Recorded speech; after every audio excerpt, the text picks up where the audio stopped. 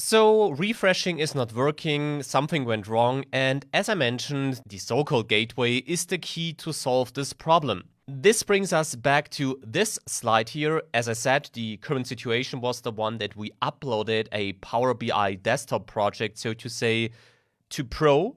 And as we saw in the lineage option, basically our dataset is connected to the underlying source files.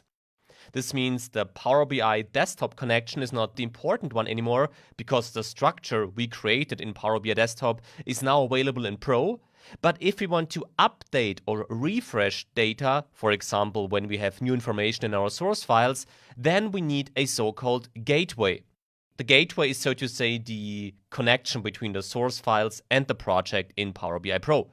We have two types of gateways available. One here is the so-called personal gateway.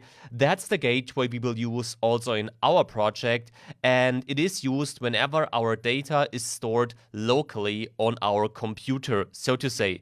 So we want to update data that we stored on our own computer. For other application areas, for example, whenever the underlying data is stored on a server, then you would use the standard gateway. The process would be the same one.